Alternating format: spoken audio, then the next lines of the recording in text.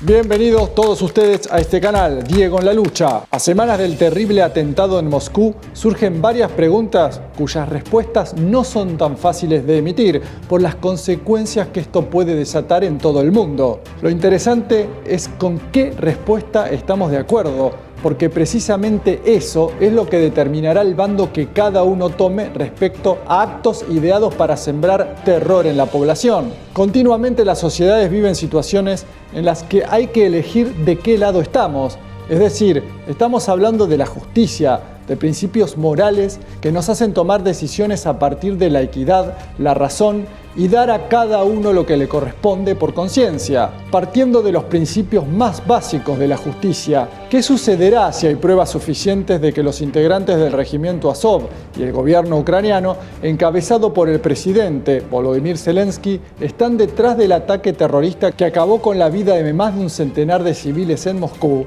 ¿Esto le dará luz verde a Rusia para que tome acciones sin barreras de ningún tipo, tal como sucedió con Estados Unidos luego del 11S? El vicepresidente del Consejo de Seguridad de Rusia y expresidente del país, Dmitry Medvedev, es mucho pero mucho más contundente que Putin al afirmar que ha surgido un debate sobre si es el momento de reconocer a Ucrania como Estado terrorista a nivel internacional. Medvedev se ha caracterizado por ser muy directo en sus declaraciones públicas, por eso sus declaraciones a veces son polémicas, y en este caso añadió que hay que destruir a los autores intelectuales del atentado cuando se presente la oportunidad, en Kiev o en otro lugar adecuado. Mientras tanto, Putin ya va dando señales de lo que sucederá. Es importante identificar no solo a los ejecutores, sino también todos los eslabones, la cadena de beneficiarios criminales últimos de esta atrocidad. Sin duda, los atraparemos. Y esto es lo que me gustaría decir al respecto. ¿Quiénes son los que usan esta arma que se empuña contra Rusia? Es obvio hoy en día. Debemos entender que es un arma de doble filo. Ordenar crímenes por dinero no es algo aislado. También en este entorno profesional es posible decir, y ustedes lo saben bien, que no hay agentes confiables.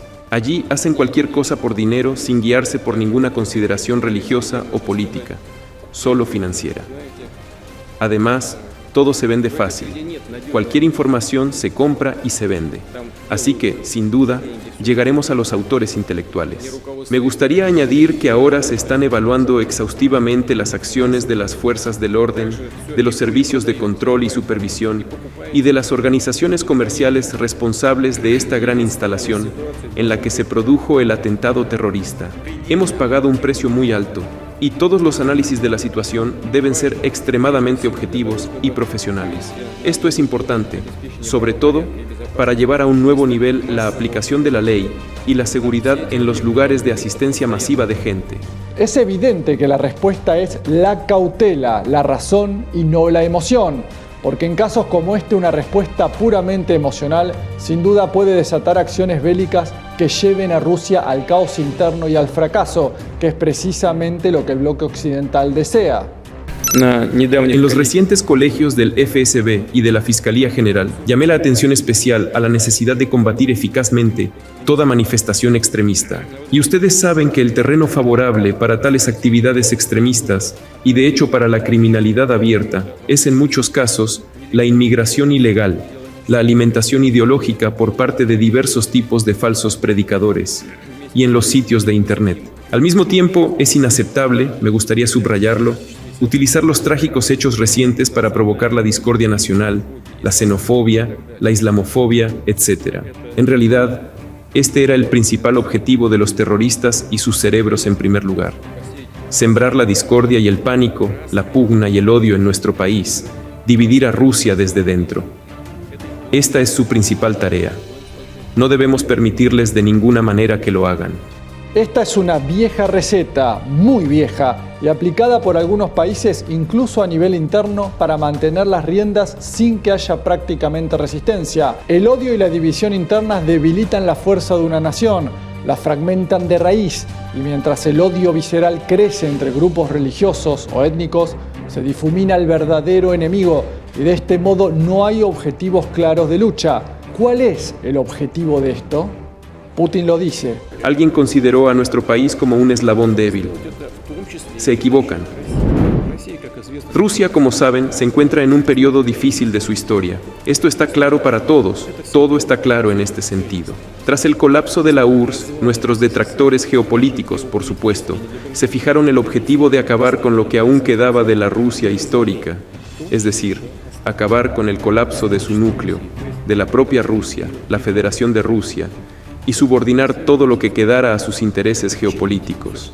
Lo digo con toda confianza como exdirector del Servicio Federal de Seguridad, como exsecretario del Consejo de Seguridad y luego como presidente y comandante en jefe.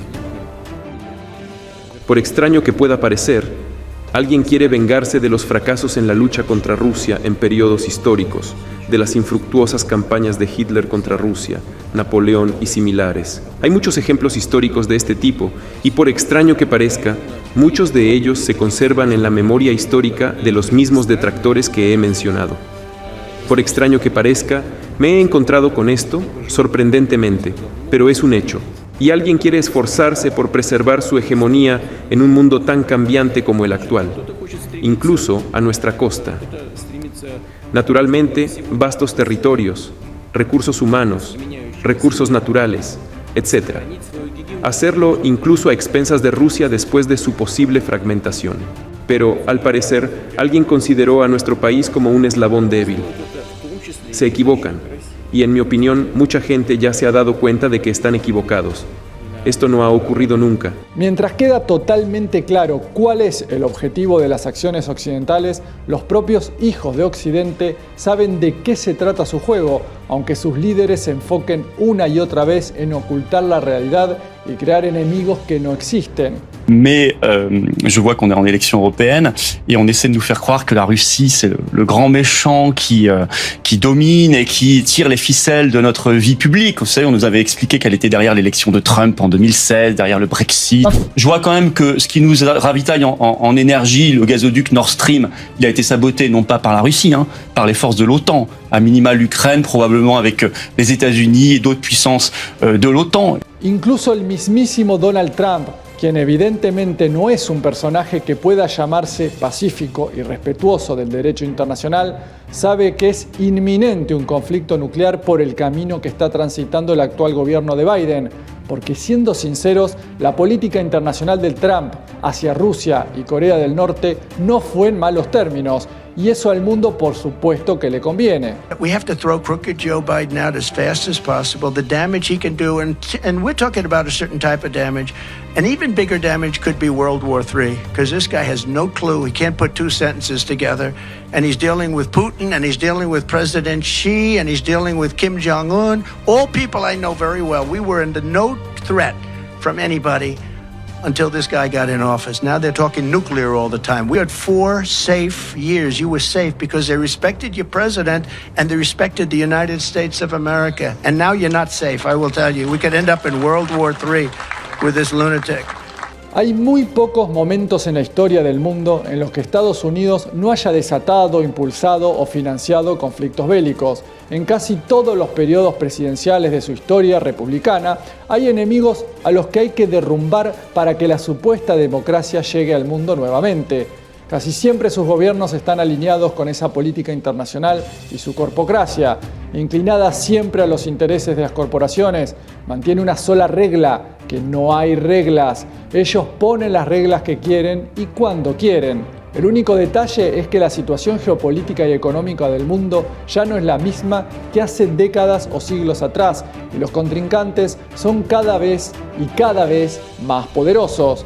Sin embargo, la potente e inigualable maquinaria mediática que poseen sigue dominando mentes con cosas como esta. Sin investigar, Washington anuncia que ya ellos han confirmado en casi minutos quién lo hizo. El culpable, según ellos, es ISIS, porque ya declararon la responsabilidad en una página web de un grupo que está afiliado con ISIS. Y como cotorras, los medios corren con todo lo que le dice Washington sin confirmar, como si fueran palabras bíblicas. Normalmente un grupo terrorista explica por qué lo hicieron y publican las caras de los terroristas, comprobando que ellos lo hicieron. Pero en este caso, nada de eso. Sin embargo, el mismo New York Times y muchos otros corren con la historia y afirman que sí, sin duda, fue ISIS. Y hablan con agentes que le aseguran que ellos sabían que esto iba a pasar. Y si fuera cierto, entonces, ¿por qué no lo dijeron?